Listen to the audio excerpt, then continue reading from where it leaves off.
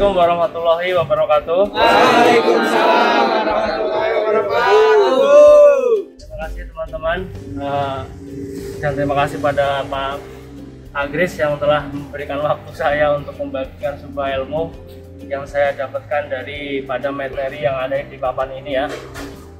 Dan dimana materi ini sangat berguna untuk kita, gimana marwah kita sebagai seorang maintenance, dan materi ini sangat membantu kita dan mempermudah kita dalam menangani suatu masalah yang tidak akan lepas dari kita sebagai seorang maintenance. Apakah materi itu, dan materi yang saya dapatkan daripada yang ada di papan ini yaitu mengenai 3 aktivitas maintenance. Dan di dalam materi yang saya dapatkan dari oret-oretan ini, dimana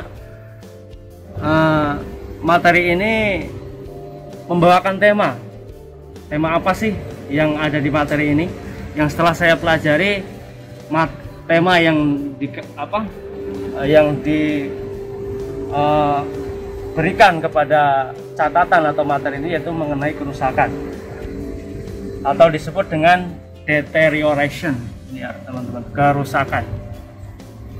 Dan di dalam materi ini dimana penulis atau si pemberi ilmu membuat sebuah garis agar mudah dipahami bagi kita, agar mudah kita pelajari, di mana garis-garis ini menunjukkan mana kerusakan, mana aktivitas, dan mana posisi yang bagus saat mesin kita running. Oke, yang pertama saya ingin menyampaikan bahwa penulis atau materi di sini membuat sebuah garis. Garis yang paling atas ini menunjukkan sebuah waktu. Ya. Untuk garis yang mengarah ke bawah ini menunjukkan sebuah fungsi. Dan untuk garis yang paling bawah putus-putus ini menunjukkan sebuah breakdown. Bisa diterima teman-teman? Bisa. Dan yang pertama, sebelumnya saya ingin menyampaikan bahwa di sini temanya yaitu kerusakan. Kerusakan seperti apa sih yang dikasih unjuk pada materi ini kepada kita, dan ingin saya bagikan kepada teman-teman saya yang saya sayangi. Untuk garis yang merah ini menunjukkan sebuah kerusakan yang dimaksud untuk garis merah ini identik dengan kerusakan yang begitu parah, dan di sini itu namanya kerusakan yang dipaksakan atau kerusakan yang dipercepat. Bahasa kerennya yaitu forced deterioration atau accelerated deterioration. Ini sama ya teman-teman, ini sama antara dipaksakan dan dipercepat, itu sama. Nah, faktor apa aja sih yang menyebabkan mesin ini bisa menyebabkan mesin mengalami kerusakan yang dipercepat?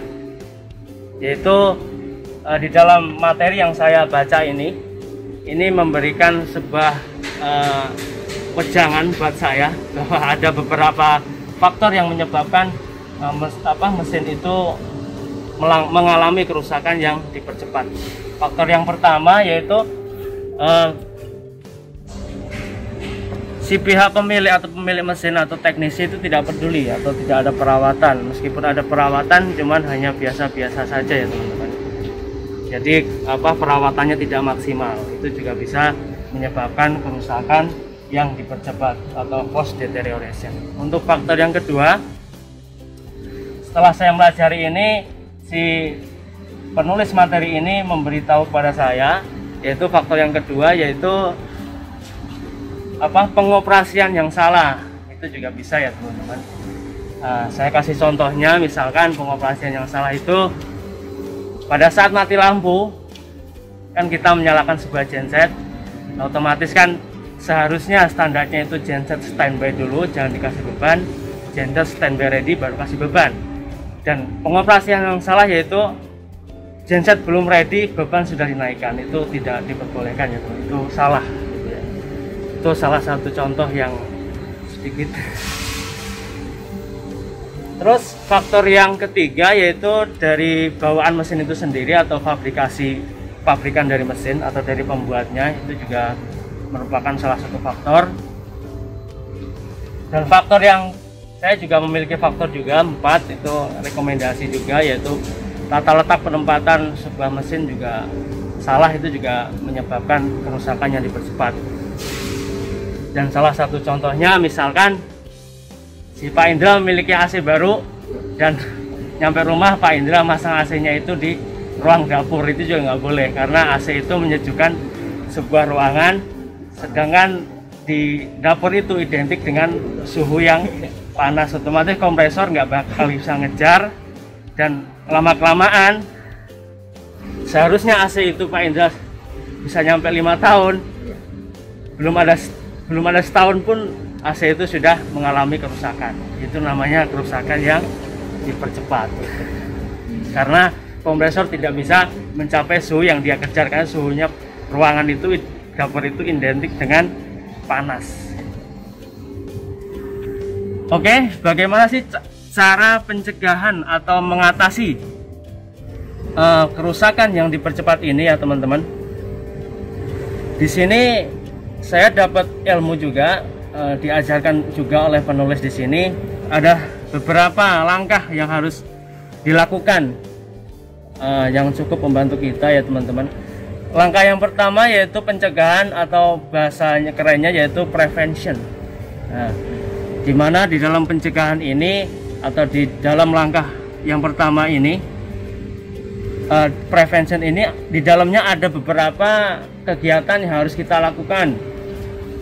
Apa aja sih itu kegiatannya?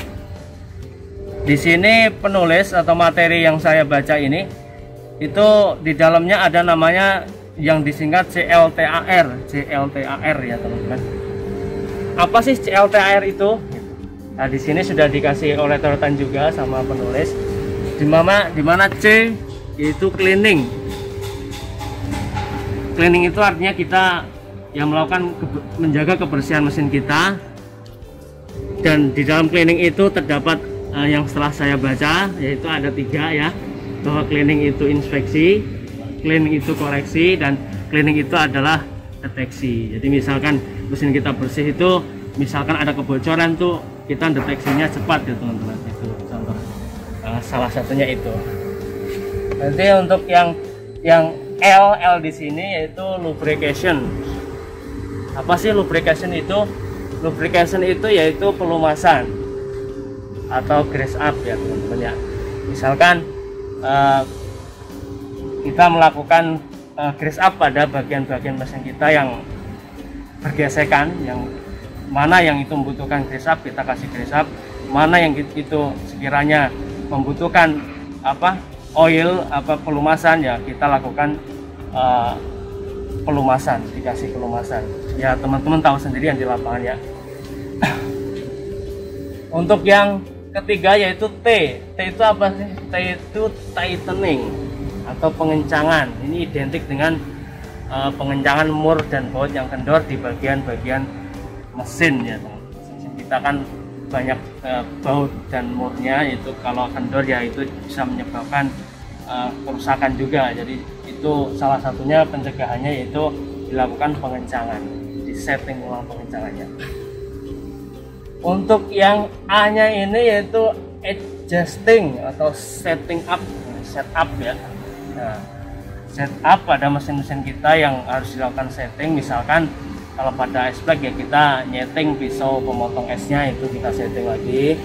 Misalkan pada genset pun sebelum kita pakai pun ya kayak nyeting RPM-nya ya kan, frekuensinya, voltasenya ya, baru kita bisa sinkron gitu.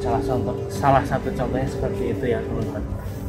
Untuk yang I-nya ini yaitu inspeksi. Inspeksi di sini yaitu kegiatan pengecekan secara periodik ya, pengecekan kita setiap hari itu namanya inspeksi. Kalau kita sering ngecek mesin kita setiap hari kan pasti kita menemukan ada suatu ketidaknormalan atau pada mesin kita, ini mesin normal atau tidak normal ya, teman-teman tahu di lapangan lah ya. Itu contohnya seperti itu. Untuk yang R di sini yaitu repair, yaitu repair di sini menunjukkan perbaikan ringan, apa yang bisa kita lakukan ya kita lakukan. Misalkan kalau pada refrigeran kan identik dengan kebocoran, kalau misalkan ada kebocoran ya kita lakukan pengelasan sendiri pada evap atau jalur sistem yang mana aja yang bisa kita lakukan, kita lakukan. Apakah cukup teman-teman ya mesin kita dilakukan langkah yang pertama prevention ini atau pencegahan ini? Dan ternyata katanya penulis ini tidak akan cukup teman-teman. Mesin kita itu mesin kita akan lari ke arah ke garis yang putus-putus ini, yaitu breakdown atau failure. Dan meskipun kita sudah melakukan sebaik mungkin di aktivitas di dalamnya prevention ini, tetap mesin kita akan mengalami kerusakan juga. Dan ada langkah lagi yang harus kita lakukan, yaitu langkah yang kedua, yaitu measurement atau pengukuran ya teman-teman.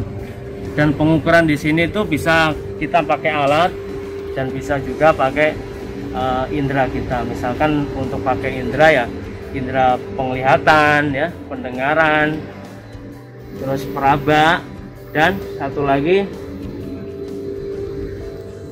penciuman ya. Kalau kita misalkan pakai alat ya, misalnya kita mainan di kelistrikan ya, kita mainnya kita pakai alat multitester, tang ampere ya, itu juga.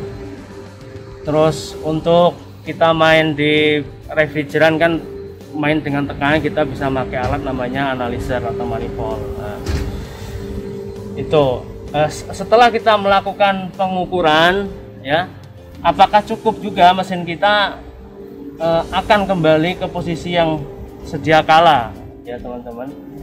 Dan kata ilmu yang saya dapatkan dari sini tidak akan cukup teman-teman. Meski kita sudah melakukan pengukuran pun dan melakukan aktivitas yang pertama pun, tetap mesin kita akan mengalami kerusakan juga. Karena apa? Karena namanya mesin atau komponen-komponen mesin itu juga ada mengalami kepipihan atau keausan lah ya. Kalau sudah jangka waktunya panjang, itu pasti akan mengalami penurunan performa dia kerja karena keausan pada bagian-bagian mesinnya.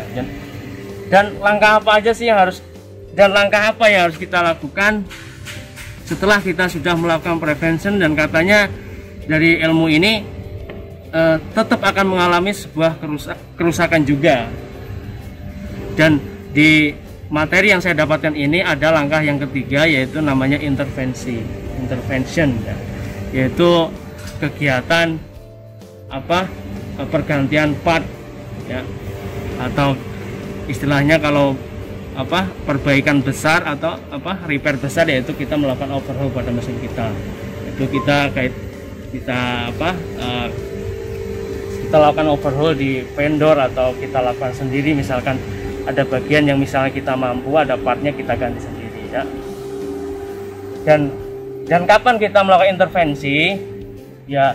Setelah kita melakukan pengukuran ini ya teman-teman. Jadi setelah kita mengetahui kondisi mesin kita ya, kita udah langsung mengambil kesimpulan bahwa mesin ini harus dilakukan intervensi atau kegiatan pergantian part atau overhaul. Dan di waktu mau melakukan intervensi kan ada waktu, jadi kita bisa menyiapkan jadwalnya ya, spare partnya, terus orang-orangnya untuk membantu kita gitu contohnya ya teman-teman. Dan setelah intervensi kita lakukan, dan di ilmu yang saya dapatkan ini, dari mesin ini bisa kembali ke posisi yang ideal. Dan untuk langkah untuk menjaga mesin kita posisi ideal, dan kita lakukan langkah seperti yang di awal, terus begitu terus. Karena mesin kita itu manajemen kita kan seharusnya mesin itu harus dipakai terus, kita harus bisa lebih jangka waktunya lebih lama, itu lebih bagus. Tapi kita lakukan cara-cara ini supaya mesin kita itu bisa bekerja performa dia pada kondisi yang ideal. Cukup sekian dari saya penjelasan ilmu yang saya dapatkan daripada materi yang ada di papan ini, atau materi 3 aktivitas maintenance. Cukup sekian. Wassalamualaikum warahmatullahi wabarakatuh. Waalaikumsalam warahmatullahi wabarakatuh.